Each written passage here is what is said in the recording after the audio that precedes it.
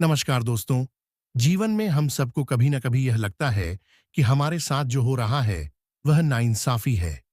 पर क्या आपने कभी सोचा है कि ईश्वर के न्याय में कोई गलती नहीं होती? हर इंसान अपने कर्मों का फल जरूर पाता है, बस समय का इंतजार करना पड़ता है।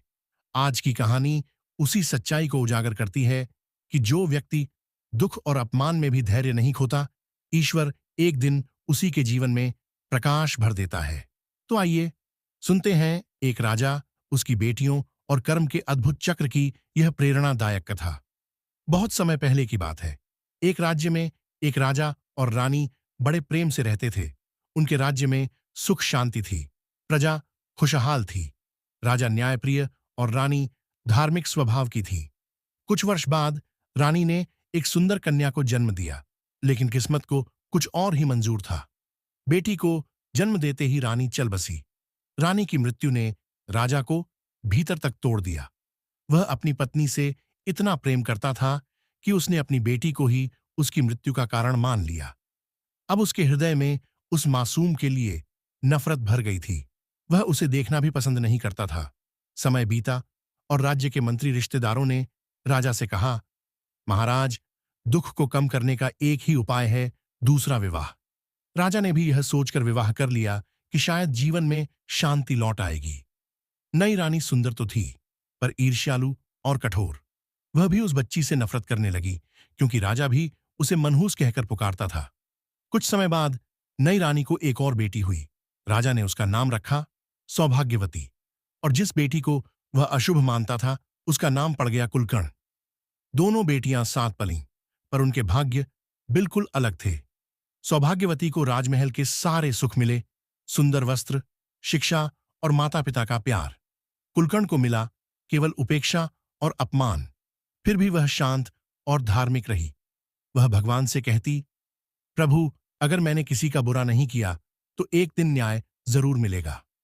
जब दोनों युवती हुईं, रानी ने कहा, महाराज, पहले उस मनहूस का विवाह कर दीजिए ताकि उसका साया महल से हट जाए। राजा ने आदेश दिया कि उसके लिए कोई अंधा गरीब व ढूंढा जाए, और अंततः एक अंधे भिखारी युवक से उसका विवाह कर दिया गया, बिना दहेज, बिना आशीर्वाद। वह बेटी रोई नहीं, बस बोली, जो ईश्वर ने लिखा है वही सही है।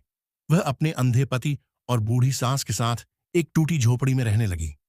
वह सुबह शाम भगवान का नाम लेती, सबकी सेवा करती और कभी शिकायत नहीं करती।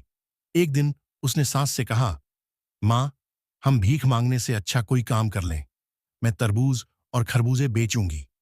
उसकी सास ने कुछ सिक्के दिए। वह बाजार से फल लेकर एक मंदिर के पास बैठ गई। सारे फल बिक गए, बस 2 खरबूजे बचे। उसी समय वहां 2 वृद्ध साधु साध्वी आए। वे थके, भूखे और प्यासे थे। उन्होंने कहा, बिटिया, क्या हमें थोड़ा फल मिल सकता है? वह बोली, मां, पहले पानी पी लीजिए। उसने उन्हें पानी पिलाया और दोनों खरबूजे दे दिए। साधु बोले, बिटिया, हमारे पास पैसे नहीं हैं। वह मुस्कुराई, पैसों से बढ़कर आपके आशीर्वाद हैं मां। वे प्रसन्न हुए और बोले, बिटिया, हमारे पास बस यह थोड़ी भभूति है, इसे रख ले, तेरे कल्याण के काम आएगी। वह भभूति लेकर घर लौट आई और घर के चारों कोनों में छिड़क दी। थोड़ी संदूक में रखी और कुछ तुलसी में डाल दी। अगले दिन जब उसने आंखें खोलीं, उसकी टूटी झोपड़ी अब एक सुंदर महल में बदल चुकी थी। चारों ओर सोना, चांदी, हीरे मोती, और उसका अंधा पति अब देख सकता था। उसकी सास बोली, बेटी, तू हमारे घर की असली लक्ष्मी है। वह बोली, नहीं मां, यह सब प्रभु की कृपा है। उसने भगवान का आभार जताया और कथा भंडारे का आयोजन किया।